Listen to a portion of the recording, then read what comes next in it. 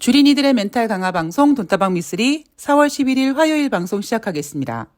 제가 방송에서 몇 번 여러분 저는 제 의사로 삼성전자를 한 번도 매매해 본 적이 없습니다. 라는 이야기를 종종 해드렸습니다. 물론 정확하게 말씀을 드리면 한 번도 없는 건 아닙니다.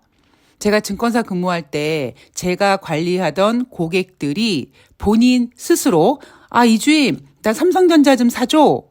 삼성전자 사고 싶어 해서 제가 주문을 대신 내드린 적도 있고요. 그리고 그 이후에는 제가 주식 공부를 하면서 정말 미친 척하고 내가 전 종목을 한번 다 매매해봐야겠다. 이런 또라이 같은 결정을 내린 다음에 가장 먼저 샀다 팔았던 종목이 바로 삼성전자입니다. 딱 한 번이었죠. 저는 삼성전자를 좋아하지 않습니다. 우리 집에 있는 모든 가전제품은 다 LG고요. 그리고 주식시장 같은 경우도요. 여러분들 돈다방 미쓰리 오랫동안 들으신 분들 기억나실지 모르겠습니다만 2018년 5월 4일 삼성전자가 액면 분할을 합니다. 그때 260만 원인가 했던 삼성전자가 5만 원으로 액면 분할을 하면서 제가 그때 팟빵에 올렸던 돈다방 미쓰리 내용이 뭐였냐면 누군가 저에게 미쓰리에게 미쓰리 삼성전자 싸졌으니까 살 거야? 라고 물어본다면 저는 사지 않을 겁니다. 라는 방송 내용을 올려드린 적이 있습니다. 그 이유는 뭐냐면 제가 아마 어쩌면 그때부터 개인 투자자들을 좀비라고 불렀을 겁니다. 그리고 그때 제가 삼성전자 안 사겠다고 강력하게 얘기했던 그 이유가 뭐였냐면 그때 대부분의 증권사 애널리스트들이요.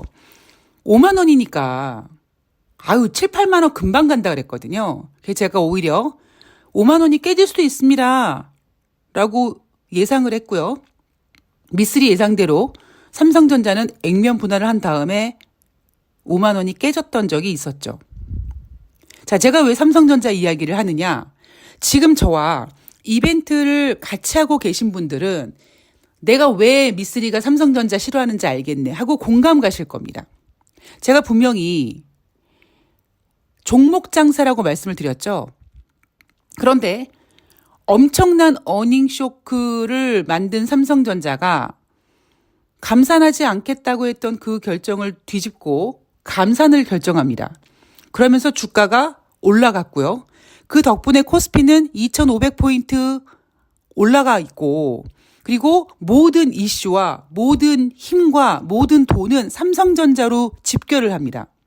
물론 모든 돈이라고 할 수는 없지만 그러다 보니까 종목 장세가 진행되다가 차트 예쁘게 만들어 놓고 막 기지개를 피려고 했던 그 종목들이 다 쭈그러지고 있는 거죠.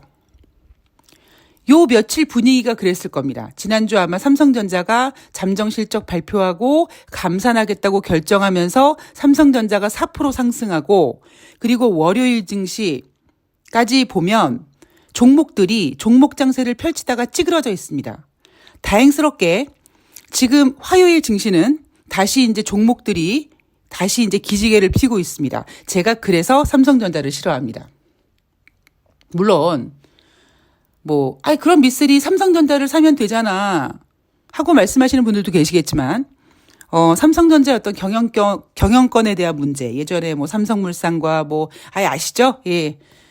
그런 문제들로 인해서 제가 예전에도 한번 공식적으로 미쓰리는 LG를 응원합니다. 그래서 예전에요.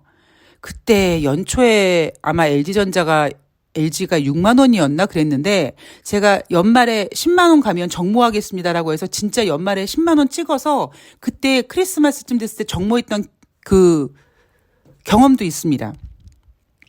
그래서 제가 말씀드리고 싶은 얘기 뭐냐면 주식시장은요. 시소게임 같아요. 그러니까 주식시장에 들어오는 돈은 아무리 신규 돈이 많다고 하지만 지금 그렇다고 예전처럼 보여주는 그런 유동성 장세는 아니잖아요. 그럼 지금 시장에서 돌아가는 돈은 뻔합니다. 지금뿐만 아니라 늘 그렇습니다. 그러니까 이렇게 설명해 드릴게요.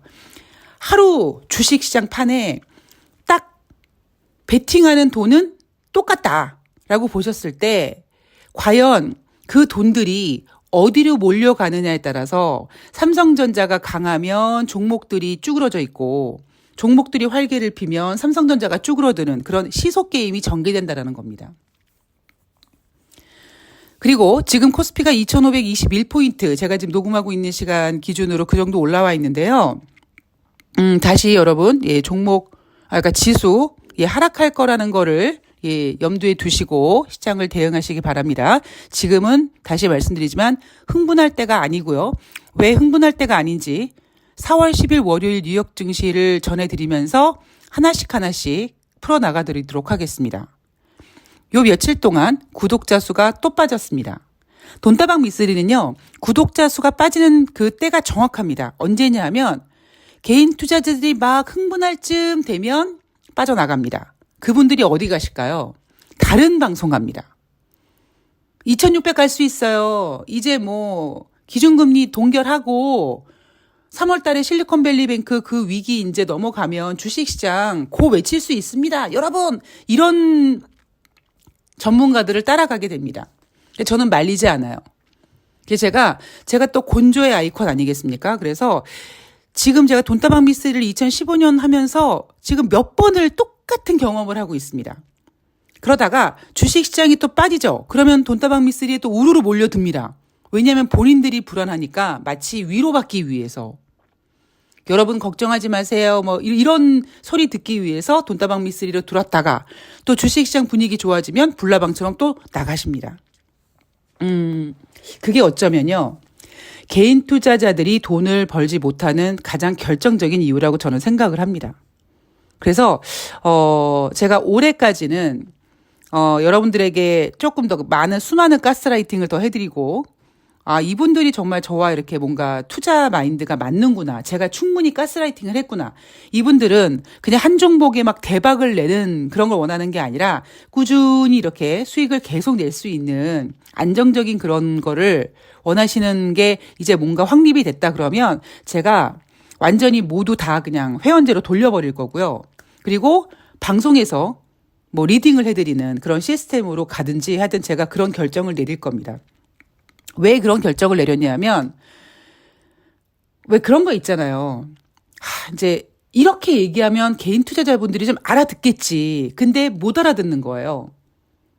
아무리 제가 가스라이팅을 해도 여전히 불나방처럼 튕겨져 나가고 또 저쪽에서 상처받고 다시 와서 위로받고 그러면 안 되거든요. 그래서 이러면 안 되겠구나라는 이제 생각을 제가 어느 정도 이제 결단을 좀 내려야 될 때가 온 것 같습니다. 저 화난 거 아니에요. 이거 몇 년 동안 생각했던 겁니다. 화나서 개 삐져가지고 하는 거 아닙니다. 그냥 안타까워서 그런 거죠. 왜냐하면 어쩌면 물론 사람은 쉽게 변하지 않는다고 하지만, 그리고 시사방송 새날에서도 우리가 그런 얘기 종종 하지만 어쩌면 그렇게 안 바뀔 수 있었고 어쩌면 그렇게 좀 안타깝다라는 생각이 정치 시사뿐만 아니라 주식시장에서도 든다라는 거죠. 정치 시사 잘 모르겠습니다만 경제 같은 경우, 주식 같은 경우는 정말 제대로만 하면 정말 재미있게 돈 벌 수 있거든요. 재미있게 돈 벌지 않아도 돈 벌 수 있거든요. 그런데도 참 개인 투자자들이 시간이 지나도 어떤 유동성 장세가 와서 개인들이 들어오고 너덜너덜해져서 튕겨져 나가고 또 다른 판이 짜지고 또 다른 개미들이 와서 헌혈하고 또 상처받고 나가고 이런 과정이 몇 번 진행되지만 바뀌지 않더라. 그런 속상한 마음이 들더라고요. 자, 4월 10일 월요일 뉴욕 증시는요, 혼조세로 마감을 했습니다. 다우지수가 0.30% 상승, S&P 500이 0.10% 상승, 나스닥이 0.03% 하락했습니다. 자, 연준의 추가 긴축 우려로 혼조세를 보였다라고 전문가들은 얘기하는데 저는 약간 다른 얘기를 해드리고 싶습니다. 여러분, 자, 가스라이팅 시간입니다. 주식시장은요, 아주 묘한 특징을 갖고 있다고 했죠. 이슈를 땡겨 쓴다고 했습니다. 그리고 알고 있는 악재는 더 이상 악재가 아니라고 생각한다고 했습니다. 우리는 작년 하반기에 무려 저도 이 바닥에 들어와서 어떻게 75bp씩 금리를 인상할 수 있어? 저도 생전에 처음 보는 경험이었거든요. 그렇게 75bp씩 금리 인상을 무려 4번씩 했습니다. 50bp 금리 인상하는 꼴도 봤고요. 그런데 5월 달에 25bp 금리 인상 가능성이 지금 70%까지 올라왔다고 하는데요. 이게 여러분 뭐가 이렇게 대수로워요? 당연히 알고 있었던 거 아닙니까? 작년 연말에 2023년도 연준의 점도표는 1월 달, 그러니까 1월 31일, 2월 1일 첫 번째 FOMC 회의에서 한 번, 3월 달에 한 번, 그리고 5월 달에 한 번 하고 이제 금리 동결로 가는. 그런데 그 사이에 많은 개인 투자자들이, 그러니까 많은 투자자들이 동결하지 말고 하반기에 인하해라. 이런 어떤 심리가 기싸움을 했던 중시 아닙니까? 그러면 5월 달에 25bp 금리 인상이 뭐가 그렇게 우려가 될 정도입니까? 저는 오히려 이날 뉴욕 증시가 혼조세를 마감한 이유는 그나마 혼조세라고 했지만 상승폭도 굉장히 미미하고 하락폭도 굉장히 미미합니다. 뭐라 그럴까요? 아주 얇은 유리 같다라는 표현을 좀 하고 싶어요. 아슬아슬합니다. 아슬아슬해요. 자, 그 이유는요. 자, 우선 전문가들이 주장하는 거를 먼저 보면 지난주 금요일 뉴욕 증시는 성금요일로 휴장이었습니다. 그런데 고용지표는 발표가 됐죠. 2월 달보다 부진했지만 여전히 20만 명을 웃도는 비농업자 고용자 지수가 발표가 됐고요. 실업률은 전월 대비 0.1% 하락해서 3.5%가 됐습니다. 이 고용지표를 보고 월요일 날 뉴욕 증시는 아이고 고용이 견조했네, 괜찮았네 라고 하면서 5월 달에도 25bp 금리 인상 가능성을 점쳤고요. 무려 지금 70% 정도 반영되고 있다고 합니다. 자, 가스라이팅 두 번째. 경제는 무조건 앞으로 나아가야 된다고 말씀드렸습니다. 하다 제자리에 있는 것도 부진한 거라고 말씀을 드렸습니다. 왜냐하면 돈이라는 녀석은 똑딱똑딱 시간이 가는 그 시간의 가치를 더 더하기 때문입니다. 그래서 우리가 은행에 이자를 내던, 이자를 받던 돈의 가치를 시간의 흐름으로 인정하는 거 아닙니까? 물론 이제 금리 변동도 있겠지만. 자, 그런데 코에 걸면 코골이, 귀에 걸면 귀걸이가 경제라고 분명히 고용지표는 부진했습니다. 뭐 실업률 떨어졌다 이런 얘기 하는데요. 우리 고용지표 가지고 장난치는 거 알죠? 예. 실업률 0.1% 떨어진 거에 너무 의미를 두지 마시고요. 분명히 고용은 지금 부진했습니다. 그런데 주말 내내 이 증권 전문가들이 하는 얘기를 이렇게 들어보면은요. 아유, 이제 고용이 안정이 됐대요. 저게 무슨 개소리인가 싶을 정도로.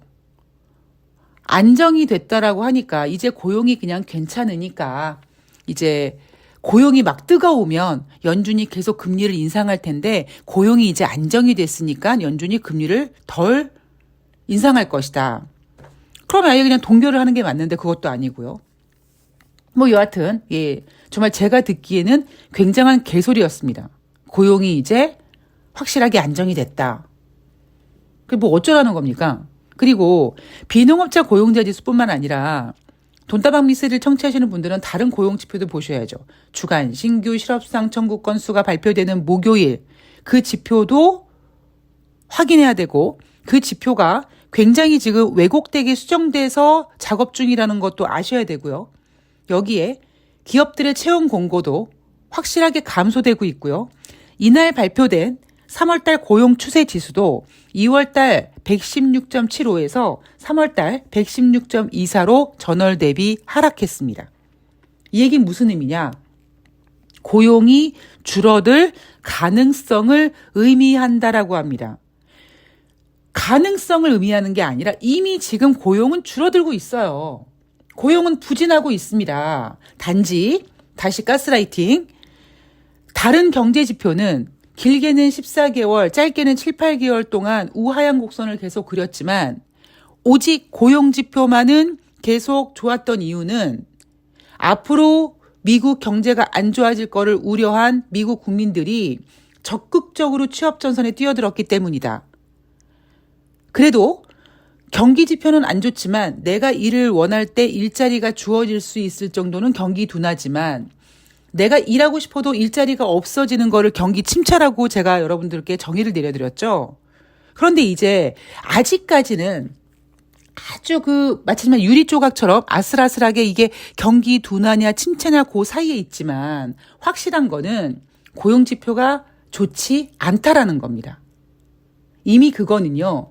제가 지난주 금요일 방송에서 목요일 주간 신규 실업수당 청구 건수를 정리해 드리면서 이미 20만 명이 넘어섰었는데 걔네들이 지표를 왜곡했습니다.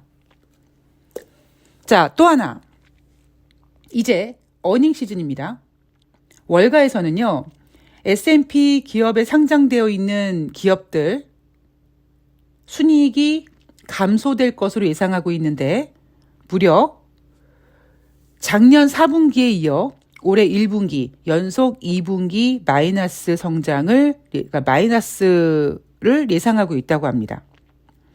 1분기는 전년 동기 대비 6.8% 순이익이 감소될 것으로 예상하고 있다고 합니다. 자, 여기에서 제가 이런 얘기 여러분들한테 종종 해드렸어요.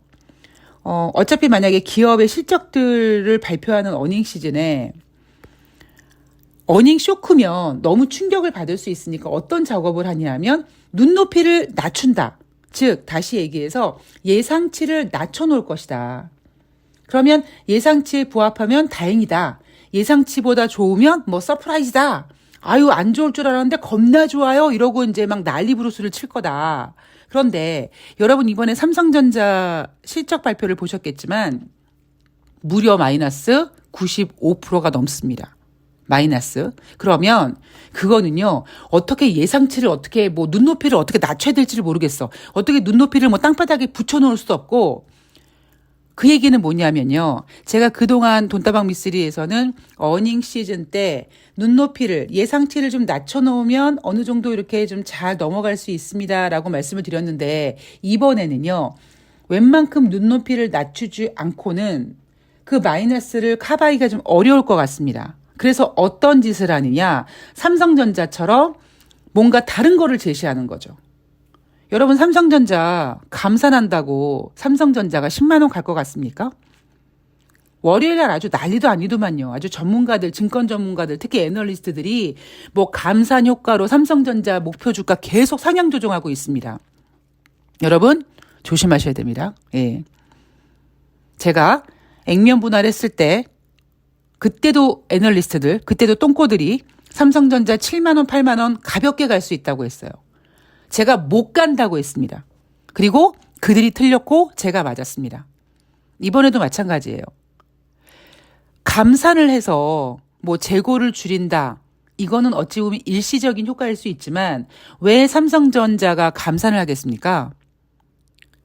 그동안 실적이 안 좋은 것도 있지만 앞으로 경제가 좋아지면 감산 안 하고 재고 계속 팔고 계속 앞으로 더 생산해서 팔면 되는 거 아닌가요? 근데 감산을 해야 될 정도로 경기 분위기가 안 좋다라는 겁니다.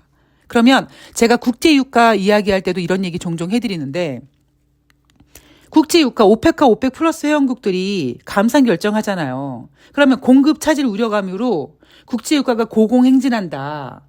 그렇게 전문가들은 설레발을 치지만 걔네들이 감산하는 이유가 뭐겠습니까? 물론 가격을 올리는 것도 있지만 수요가 둔화될 거라는 걸 생각하고 미리 움직이는 것처럼 앞으로 경제가 더 안 좋아지면 삼성전자의 감산 효과가 과연 언제까지 갈까요? 당장 제가 이 방송을 녹음하고 있는 이 시간에 삼성전자가 마이너스로 전환됐습니다. 그리고 다시 종목들이 개별 종목들이 플러스로 전환되고 있죠.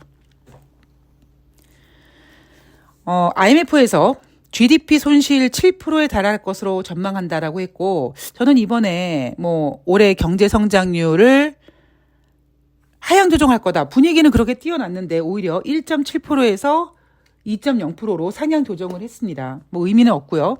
저는 세계은행에서 올해 경제 성장률 2.0% 상향 조정한 거 얘네들도 증권사 전문가들이랑 똑같으니까 그렇다고 보고요.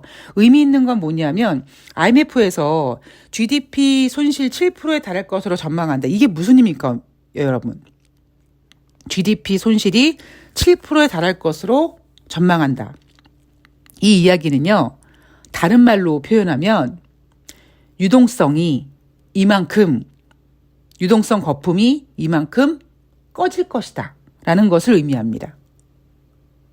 그래서 뭐 그동안 올랐으니까 뭐 오늘 같은 경우 삼성전자가 지금 마이너스 100원 정도 되고 마이너스 200원 정도 되는데 그 이유가 뭐 올랐으니까 조정받는다 이럴 수 있고요. 지금 이번 주에 우리가 예상하고 있는 게 3월달 소비자 물가지표입니다. 3월달 소비자 물가지표가 저는 좀 많이 둔화됐을 거라고 보고 있거든요. 이 전문가들이 보는 의견들이 다 다릅니다. 뭐 어떤 곳에서는 뭐 6.0 전월과 똑같을 것이다.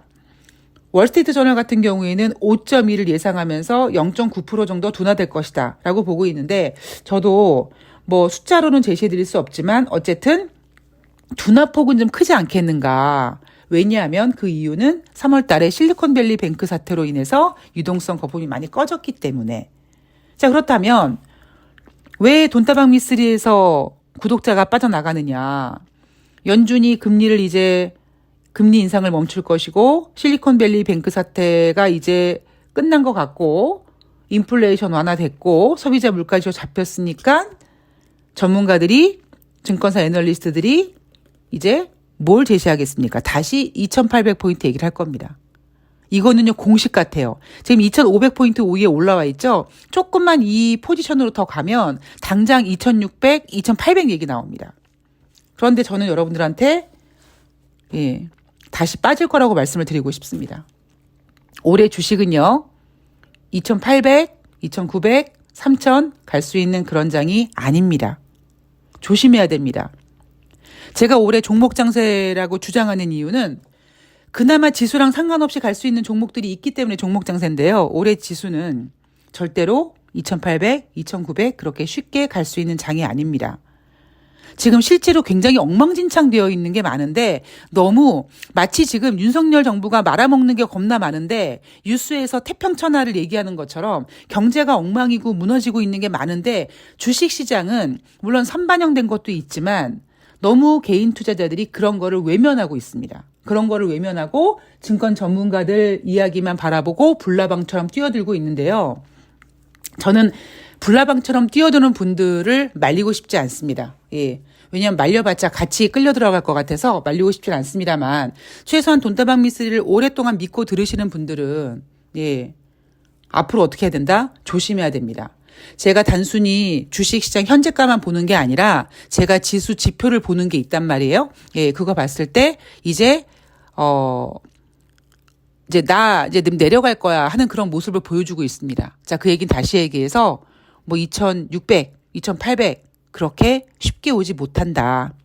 여전히 증시가 빨갛다고 흥분하지 말고 더 갈 거라고 욕심내지 말고 내가 수익률 정해서 수익 먹고 매도하고 그리고 가장 좋은 게 뭐다? 현금 꽉 쥐고 있다가 다시 빠지면 다른 종목 사면 됩니다. 그게 올해 주린이들이 살아남을 수 있는 방법이라고 저는 생각을 합니다. 자, 모두 화이팅 하시고요. 그리고 이벤트 하시는 분들, 종목이 올라오다가 다시 꼬꾸라졌는데, 다시 이제 종목들이 자리를 잡을 거니까, 조금만, 걱정하지 마시고, 조금만 같이 이 흔들흔들하는 분위기를 누려보시기 바랍니다. 저는 내일 방송에서 다시 인사드릴게요. 고맙습니다.